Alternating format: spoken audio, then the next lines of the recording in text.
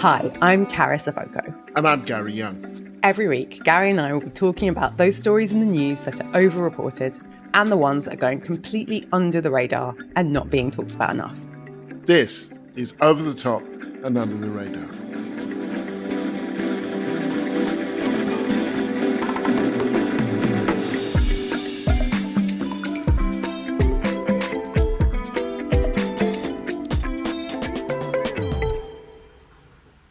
Gary, how are you doing and who are you wearing? I'm doing fine. I'm wearing Harlem Underground, my favorite Harlem tops. If you look on my Instagram, you will rarely see me without them. I do have 3, just in case people think that there is a hygiene issue. Okay, but most importantly, who paid for it? Disappointingly, professors do not get a big wardrobe budget, and I don't have any major financial backers. So I'm afraid I had to buy these myself. I mean, obviously, we're jesting because one of the big stories of the week that we're not going to get into in the over and unders is Keir Starmer and various members of the Labour Party are having their clothes paid for. Everyone's getting freebies, but not us. How do we feel about this? First of all, the idea that, well, he just gave me this thing and he didn't want anything for it, that's just kind of crazy. But secondly, you can't have an agenda that is going to target benefit cheats and say, we're making tough choices and we're going to do the hard thing. And then be like, oh, yeah, no, I like those specs. Yeah, give me those. And so there is a sense of entitlement. I think the defence just is indicative of, as you say, a bit of entitlement, but like a bit of the government just living on their own planet. It just feels like there's no sense of like, what is the right thing to do? How are we going to explain what we've done? And it all feels a bit self-justifying. So rather than saying, look, we declared them, we thought that was enough. Clearly it's not, so we'll change our policy. You get all these weird self-justifying, like, well, I have to be in an Arsenal box because I can't be in the stands because of security, which I'm pretty sure Rishi Sunak's been in the stands. I was like, what are you, 8? The kind of, well, how else am I going to see Arsenal? It's like, well, maybe you don't get to see Arsenal. It's not your right to go and see Arsenal. And when you are lecturing other people on like how sick do you have to be to get disability, how many kids do you have to have before we can give you money, the idea of you kind of having these conversations with these rich people, it means that there's a group of people and people said, well, he didn't ask anything for it. Well, fine. But like at a certain point, if he wants to call Keir Starmer and ask for something, Keir Starmer will pick up the phone. This is one of the times where actually the more journalists have dug, the more it's all started to just taste a little bit sour. So yeah, I'm not into it. Buy your own clothes, Keir. On the subject of buying your own clothes, I have a story from my time at The Guardian. I kind of think this could be any organisation, but I was sent to Berlin with a dirty shirt on my back. So like, Gary, you got to go to Berlin. This thing is happening now. I think I was the only person on that floor that spoke German. Go, go, go. Like, I had my passport there. I went to the airport. They bought me a ticket that meant that I was in Germany for 3 days, even though the story only lasted a day. I needed to buy some pants. A man can only go so long. And so I bought some pants. When I came back, I claimed for my pants because I got pants at home. And they said, nah, you are going to have to keep those because they're yours. Then you can't claim it. You can't claim for things that you, which are just like, well, when I've eaten my lunch, that's also mine. Like, and I bought these because I was on a trip. And they were like, no, sorry, because they're yours. And I said, okay, I'll bring them in. And they can be pooled pants. And if anybody else is sent away to do a story, they can have those pants. I'll wash them. I'll do that for you. But beyond that, they're your pants. I'll bring them in. I don't want them. And they were like, don't be so ridiculous. And I was like, well, no, you're being ridiculous. I got paid for the pants in the end. Listener, he got the money for the pants. Yes. Okay, I think I love this because I think this story tells us 2 things. Number one, it's a real window into your psychology, and I'll let listeners do with that what they will. Maybe they can empathize. But I think actually the second point tells you I changed my pants. It tells you to change your pants and it's important to you and that you listen to the rules. And then you're like, okay, well, this is in the rules. And now I just have an image of a box of pants in the Guardian offices that says like communal. But I think the other point is most of us actually, yeah, we do work places where there are expensive systems and they're not this lax. Like that's the reality. It's not relatable. Most of us don't work places where random people can buy us clothes and glasses and let us stay in luxury apartments. I mean, write in if you have got a more lax expenses policy than the UK government. But yeah, it's all a bit of a gross nonsense. And I'm in a bad mood about it. But you've put me in a good mood with the pants story. There you go. You can always trust my pants. We wanted to read out some of your lovely reviews this week. This one from Apple Podcasts from Soap Zone says, perfect inspiration that there are great thinkers thinking and a team supporting alternative routing of the media agendas. Hooray! I feel you really get it across the generations, highlighting the rotten silo systems across all walks of life that prevent everyone from reaching each other. Keep up the great work. Thanks very much, Soapstone. Oh, great thinkers. That's such a nice compliment. I've got another one from J Great Zero. Love keeping abreast with what's going on in the UK all the way from Germany. That's exciting. You're listening from Germany. Yeah, I think that's Jay Grady. Jay Grady. Anyway. Oh, you're right. Yeah. Okay. Then I have one TD0189 from Apple Podcasts from Australia. That is a long way away, although not a long way away from Australia, of course. I love this podcast. It keeps me up to date with current affairs in the UK, but with intelligent analysis. I'm always so excited to see when a new episode has dropped and I gain new insight from every conversation. More than happy to support this podcast via Patreon. Are you listening, people? Keep up the good work, Gary, Carys, and team. And there is a smiley face emoji in there. So thank you very much, TD0189. Please leave a review. Or if you want to send something more in-depth, you can email us at info@overunderpod.com. And thank you to everyone who supports us on Patreon. Want to give a big shout out to everyone who signed up to support us with a regular gift. We have 264 incredibly generous paying supporters on Patreon. Please join them and support us. Go to the Patreon website and search for the podcast. This week's new signups are Casey, Stephen, RC, Janet, Lisa, Claire, Gary, Chris, Alison, Celestine, Hannah, and Nadine. Thank you so much. We really, really appreciate the support, and to everyone who's already giving. Please help support the cause to reach our target of 300 supporters by the end of Black History Month, which is in Britain in October. Monthly packages start at just £3 a month. So if you want to keep the show running, find us by searching Over the Top, Under the Radar on Patreon. So my over the top for this week is polling in the American elections. We're 6 weeks out from a very important election, even for those of us who don't live in the United States.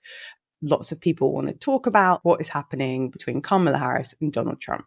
I just think we're drowning in polls, Gary, and we're drowning in analysis of the polls, and I think it's too much. And I did a little bit of digging. So in 2000, there were 29 national public pollsters in America. So it's 29 organizations, and this is 2000. So by and large, they're using phones. By 2022, that number had more than doubled. So now we've got 69 nationally recognized polling companies polling in America. Shock horror, now most of them are polling online. It's not that polling has no value. Anyone who's worked with me knows I bloody love a poll and I bloody love a focus group. They can be very interesting. I like a bit of data. But I just think at this point, the sheer volume of polls means that it's kind of hard for us to see the wood for the trees. So I'll give you one example. We had from the New York Times, pretty reputable media outlet, and from NBC, another reputable media outlet, a national tie and a 5-point lead for Kamala Harris, like around the same time. Then we've got all the in-state polling where it's like, oh, but she's up by 5 points in Pennsylvania. And the snap polling after the debates, even though most experts would suggest that like a big event, like a debate, is probably a bit of a lag. So you're not going to see the impact of it for a couple of weeks. And I get why everyone's doing it. I'm just starting to think maybe it's like a little bit too much. There are two things there, really. There's the role of polling, which I think can be really problematic, that quite often I know journalists use polls when they should be using reporting. When you might be just going out there and speaking to people, they just rely on these. And that is a real problem for our understanding of what's going on. What we end up talking about is who's up and who's down, and not why it matters and what's going to change.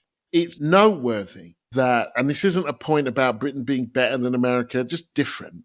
And America, in a way, being different to a lot of places, that in Britain, when there's an election, you have to wait for usually the Lord Mayor or something like that of the town comes out with some serious bling and they announce the numbers. In America, it's the news agencies that call the election. So these polling companies have kind of considerable power. I mean, it's big business. And the more polling companies there are, it doesn't make it clearer. All it tells us is who's doing well or who's doing badly at a certain moment, among whom. It doesn't even really tell us why. Focus groups might, but polls don't. I'm glad you said that about it not being reporting, because I think there's some kick that like journalists get and then we all vicariously get from like having lots of lovely graphs with red and blue bars going up and down, even though they're not moving a lot. And it kind of reminds me of, I don't know if like during COVID, everyone became an epidemiologist or an expert on like the different infection rates. And I think there's something pleasing and satisfying. And we can all feel like experts when we're like, oh, well, Kamala got about 2-point bump on the poll because of this and this. And, you know, we've really got to think about the number of white voters in Pennsylvania. And it becomes this like weird conversation that we all get to participate in. But then I thought, well, what's the reporting I wish that was happening? And I thought the Teamsters didn't endorse anyone. So the Teamsters is a big trade union in the US. And historically, they've tended at a national level to endorse the Democratic candidate. And this year, they didn't endorse anyone. I'm not an expert in trade unions in the US. And I would like to know more, and I would like to know less about the polling and more about what's going on in the Teamsters, because also a senior member of that union spoke at the Republican convention this year. So yeah, I guess what I want is more reporting and less number crunching. Interestingly, the Teamsters did support Reagan in 1980. They do have previous. It's a weird one to sit this one out. Of all the ones that you could sit out, you know, their capacity to represent the interests of their members is severely diminished. So it's a dereliction of duty, I think. You know, I had a thing when I was in the States. The way that elections are generally reported is that you're sent to, say, Ohio to do values against class. So Ohio has a lot of religious people, it also has a lot of working class people. Which one is winning through? And you go to a town, let's say Akron, Ohio, and you report on values versus class. The whole town of Akron could be coming down with gonorrhea. It wouldn't matter because you're there to do values versus class. And you go there and generally, you know, it's intriguing when it comes to reporting American elections that reporters very rarely meet anyone who can't vote. They very rarely meet anyone who's not going to vote. They meet someone who's for whatever proposition they've gone to talk about. They meet a values voter, they meet a class voter, and they meet someone who's in between. So they go for the story that they want, and then they get it, and then they bring it back. And this sense that like this army of journalists and pollsters are just sort of being dispatched to do the same thing. Like, I mean, how many people went to Springfield after that first debate to tell everyone what we already knew, which is that there aren't Haitians going around demolishing cats and dogs? And yeah, it feels like there's an oversaturation of stories we don't need and not enough reporting. So I think we've got 6 weeks, Gary, till the big vote. I think I'd love to hear from listeners about what do you want to hear about the US election, but I'm also going to try and dig around and just find a bit of the reporting that we want, because I think the polls, not that there's no value to them, but there's a bit too much of it. So I want more reporting and less number crunching. So my under the radar this week is a report in the Home Office on the origins of the Windrush scandal that has been suppressed. And the judge has recently said, no, you can't suppress this anymore. Now, the Windrush scandal, for those who don't know, was a shameful moment in recent history. This was 2017, 2018, although it stretches back a little bit further, where mostly older Caribbean people in Britain who had been here for years, who had children, grandchildren here, most of whom, not all, but most of whom had no criminal record, had worked and paid their taxes, had done all the things that model migrants were supposed to do, found themselves threatened with deportation. Some of them were deported. They basically had their citizenship removed. Some were pauperized. They were kicked out of social housing. They were denied national health care, some of it urgent care, including cancer treatment. And this was because the government had set up a hostile environment policy in response to the rise of the far right. These were the people who were caught in its snares. They had to provide 3 pieces of evidence for every year that they'd been in the UK. Many of them had been in the UK since they were 8 or 9. They'd come on their parents' passports. Now they're in their 60s or even older. Even though the information that proved that they had been in Britain all of this time was available, the government said, no, you have to prove it to us. And if you don't prove it to us, then we're going to kick you out. And they did actually kick some people out. Now, the report that's been suppressed, which was commissioned because it was found that significant numbers of Home Office employees, and it's the Home Office who was doing the reporting, were ignorant about British migration history and British colonial history. And the report, which was leaked to The Guardian in 2022, concluded that the origins of the deep-rooted racism in the Windrush scandal came from the fact that, this is a quote, every single piece of immigration or citizenship legislation was designed, at least in part, to reduce the number of people with black or brown skin who were permitted to live and work in the UK. It said also the British Empire depended on racist ideology in order to function, and explained how this ideology had driven immigration laws passed in the post-war period. This was written by a historian who was commissioned by the government. So this is a government report in response to Windrush to be like, how did this happen? How did this happen? Cover up. They didn't like the report, so then they have spent the last 3 years trying to repress it, this 52-page analysis. They've gone to great lengths to stop us from hearing about it. The judge, bless him, quoted Orwell, among others, in saying, look, if you don't learn from your history, you're destined to repeat it. And it is just one more example, this absolute outrage, this crime committed against elderly black people in Britain. They are not fully compensated, most of them. There was an apology of sorts, but then the government just kind of stepped straight over and moved straight on. We're about to pretty much make some of those same mistakes again. We've had Keir Starmer in Italy talking to the fascist leader of Italy to try and learn about how they do their immigration, coming back saying that he learned a lot. In fact, historically, this country's learning nothing from its history. It's repeating the same mistakes, and the victims look the same as they always did.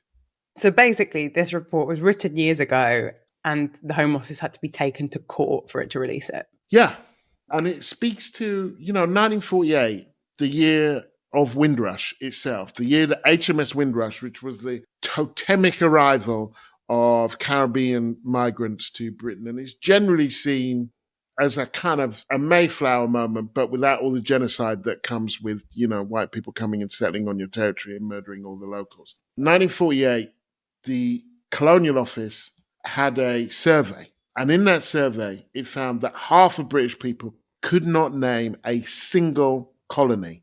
Among the places that they thought were colonies were Lincolnshire, which, for those of you who don't know, is a county in Britain. It's not a colony. It's not a colony. And the US, which hadn't been a colony for not a colony. Yeah, quite some time by that Incorrect. stage. And so it speaks to this determined ignorance in this country. It's not amnesia, this capacity to forget in real time. I think it's a good under, not least because, the Windrush scandal, which presumably most people did follow, but if not, The Guardian did lots of excellent reporting on it. I'm sure other media outlets do, but The Guardian was sort of the trailblazer in pushing the story forward, I think it also shows that the state isn't this neutral actor, because if it were, and if the Windrush scandal were this fuck up that, oops, we didn't know, and now all these people that we actually invited to come to the country have been demonized and like put in weird statuses where they don't know where they're going to live, some of them have been deported, then surely you'd stop at nothing to find out how it happened and stop it from happening again. Whereas instead, someone commissioned a report and they were like, oh, I don't like that. It makes us look really bad. And it's like, yeah, bro, you already look pretty bad. The only thing that could make you look worse is if you don't try and fix it. I'm with the judge. If you don't reckon with your history or have an honest conversation about it, I would hope and I assume that more people can name a colony now. But outside of black and brown communities, do people know what the Windrush was? Like, I grew up in a part of London that has Windrush Square. I grew up with people whose relatives came on the Windrush, the ship itself. But do most people in the UK understand what happened? And until they do, how can we have this honest conversation about immigration that everyone apparently wants, but we never managed to have? Two things, I think. That, first of all, this attempt that the right always makes to decouple immigration and race, and to say, oh, let's talk about immigration isn't racist. And it's like, well, obviously not. It depends how you talk about it. If you talk about it in a racist way, then it's racist. And that if you enact it in a racist way, then it's racist. And that most of our immigration laws have been rooted not on the movement of people, but on the colour of people. They weren't designed to stop Australians, New Zealanders, South Africans, and the Irish coming in. They were designed to stop my parents and your parents coming in. There is also this kind of, when I look back on 1948 and half of the bewildered country, like, you know, on the one hand, Lincolnshire? Yeah, I know. Thinking that Lincolnshire might be a colony. And then these people from Jamaica, mostly Jamaica, show up on Windrush and they think, well, where the hell did that come from? Most of them don't know where the colonies are. And so there is, or what the colonies are, or what they did there. Sivanandan, the late and great editor of Race and Class, who said, you know, we are here because you were there. But if you didn't know you were there, if you didn't know what you were doing when you were there, then it's very difficult to follow what on earth is going on. It's like me walking in halfway through one of my daughter's K-pop films. And I'm like, what the hell is going on here? I don't get it. Britain is like constantly walking in the middle of a movie that it put on, but then walked out the bloody room. People call it empire amnesia, this idea of just like, well, how did we? And I think we all have, I mean, maybe not us as like Black people, but I think there is a responsibility now for people like that report exists and we'll link to it in the newsletter, and like it's our duty to read it and understand it. And I think the thing that jumped out from what you said was also this idea of implicitly all of the immigration legislation that was passed, you know, in the 60s and presumably 70s was an attempt to minimize Black and brown migration. And the reason I think about it is one of my favorite bits of trivia about Australian history is for several decades, they had something called the White Australia policy. I know, subtle, and in true, right? I know, well, I kind of love it because Aussies, you know, it does what it says in the tin, White Australia. It's like the Chinese Exclusion Act in America. Yeah, it's like, why, you know, there's some pollster, if this was like a Republican or like a sort of Tory thing, some pollster would have been like, you know, the new Australia. But instead, there's like, White Australia, we only want white people. And that was basically the policy for about 30 years. And I think the problem with a lot of this stuff is it's a bit more coded, but it's still there. I would argue that it's not amnesia. You don't forget that you have enslaved people for 300 years and subjected them to colonialism for another 100 or so, like you forget an umbrella or you forget. They haven't forgotten. What this suppression of this report does is show that they work very hard to make sure that people forget. So my over the top is Lebanon, Israel, the war there. Obviously, I don't think there's too much reporting of that, but I do think that the way that it's framed as a regional conflict, when in fact I think it's a world conflict in which we are all implicated, or most of us are implicated, is not being fully understood. And there will be, I think, just in the same way that Israelis have memory, they remember October the 7th, they respond.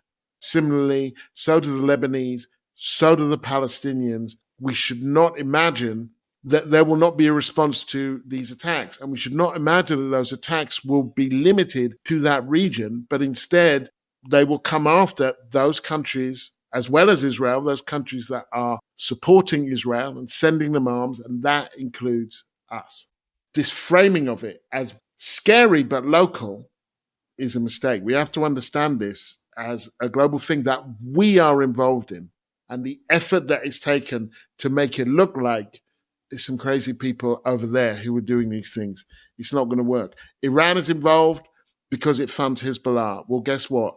As people who fund, as a state that funds and supports Israel, we and America are also involved. The thing I've been struggling with in the reporting that I think also connects to, I guess, what the theme of the podcast is, this idea of people not knowing their history. There are real tropes around the Middle East and other parts of the world where the subtext of any reporting is like, they're wild over there, aren't they? Anything goes, bloody always blowing each other up. And it's like, there are two quite important pieces of information aside from what is currently going on. One is Hezbollah arguably only exists in response to an Israeli invasion of Lebanon. Hezbollah, which we hear a lot about, was formed in the 1980s after Israel invaded southern Lebanon. And if you want more information, just Google the blue line, which is the line the United Nations said Israel should retreat behind after it encroached into Lebanese land. So it is important to understand what's happening now, but it's also important to understand the history, because otherwise you're like, oh, well, why do all these people hate each other? Something ethnic. And it's like, no, this is again about a state that intrudes onto other people's land, occupies it, and then we're meant to sort of begin the story at the point at which it gets attacked by insurgents. And I think you're right. We do have to think about what the long-term future of this stuff also is. But it's also just driving me a bit bananas at how ahistorical all of this stuff is. Why do people beef each other? They just kind of beef each other. And it's like, no, specific things happened. People are breaking international law. And like, I guess the final thing that I just think we should all be terrified about is that there's all of the international relations element of it. Politicians live in their national realities. And a lot of this aggression is about Benjamin Netanyahu wanting to stay in power. It's almost like he's like, once the killing stops, I might lose my job. So let's keep killing. And like, I don't mean to sort of turn it into a joke, but the more rockets and bombs that are launched, the less people talk about how corrupt he is or whether he should be leading Israel, given what happened on October the 7th. And that all feels very absent. And what we get is lots of images of people in the Middle East killing each other. And once again, I would even go a bit further, which is that in the learned forgetfulness that portrays them all as being a bit mad and a bit wild, we forget that Britain had the mandate for Palestine, that this emerged from a colonial situation, and that the drive to create Israel was given considerable legitimacy by European anti-Semitism, by what happened in Germany and Austria and elsewhere, that particular genocide, that Holocaust, created the rationale. There was always a Zionist movement before then, but that created the rationale. Before 1939, the British Board of Deputies did not support the creation of Israel. That happened after 1939, and that's not a radical institution. European anti-Semitism made the case for Zionism. Not Arabs, not Muslims, good old-fashioned Christian European anti-Semitism. Got a quick life hack for you. Obviously, we should all be informed about colonial history, but if you're just a bit unsure about something that's going on somewhere and you want to know if colonialism was involved, go onto Google Maps, zoom in on the countries and see if the borders are straight lines. So it's a clear sign that at some point a chap sat down with another chap, probably like a British chap and a French chap, with a ruler and carved up the country. Yeah, just a little quote there from Churchill, who did once boast, "I created Transjordan with the stroke of a pen one Sunday afternoon in Cairo." Yeah, we're still living with the consequences of that. Thank you, Winston, for that great piece of topography. If I say Sheehan, what do you think? Martin Sheen. Okay. Julian Dunkerton? Yeah, no, you got me. That's just Okay, the so made-up we're name. leaving the world of colonial borders for now, and we're going to the world of fashion. So my under the radar is there's a show on the BBC called Wake Up to Money, and it's like a business show.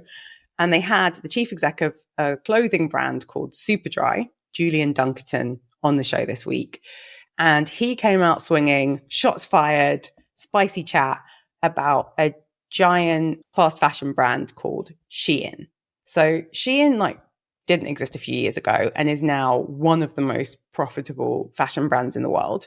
Its kind of target audience is generally younger women and people who use TikTok. It's now definitely bigger than H&M, probably still not as big as Zara, but we're talking a company that went from $10 billion in revenue in 2020 to $100 billion in revenue by 2022. And the point that Julian Dunkerton made that I agree with is that part of the reason Shein makes so much money is because it's dodging taxes. And to be clear, Shein are not breaking the law. So to be really specific, you're on TikTok, Gary, as you do. You see one of your favorite influencers doing like a haul. So she's got a whole box of clothes that she got from Shein. And one of them's like a dress that looks like Kim Kardashian's. And you're watching it, Gary, and you're getting a dopamine hit and you're like, I want it. And so you place an order with Shein. You know me so well. So the average price of an order from Shein is £7.90. So that package is worth less than £135 unless you really go wild, which means it's not subject to any import duty or VAT. But I think it's a really interesting one because we've heard a lot this week at Labour Party conference about benefits cheats and ongoing stuff about winter fuel allowance. But if this government were really serious about addressing the black hole, not sure I fully agree with that idea, but this gap in the public finances, surely it should be taxing companies like Shein. There's also a huge environmental consequence in terms of waste clothes. Because if you're buying these £7.90 sequin skirts, Gary, and wearing them for a couple of weeks, eventually you get sick of it and you toss it out. Ghana, the country that I'm from, my father is from, half my family are from, has a huge problem with waste clothes and waste plastic clothes. Not only is this company harming the environment, mistreating its workers, it's also perpetuating something that people call waste colonialism, which is like all of our waste ending up in countries that we colonized. We're talking 15 million garments arriving every week in Ghana. I guess there's a connection to the Keir Starmer thing, right? Those clothes aren't free. And these clothes from companies like Shein, also Zara, also H&M brands, they're cheap, but they're not free. And right now, the people who are paying the price are the poor workers in the factories, the people of countries like Ghana, and the planet, who unfortunately doesn't have a credit card. I didn't know any of that. So think twice before you buy a sequin skirt, Gary. Yeah, well, I always think at least twice. I want to work out how we tax these companies, how we make them pay for the price that we are all paying indirectly or directly, and that our children will pay. And for me, that feels like the sort of moral imperative and the tough choices that we want our leaders to be making. Yeah, I mean, that would demand, I guess, a government with some spine and some perspective that can look beyond the immediate. I'm not sure that we have that. And that can also have a kind of global understanding of this is where internationalism also comes in. There is a connection between the people who make the clothes and the people who wear them.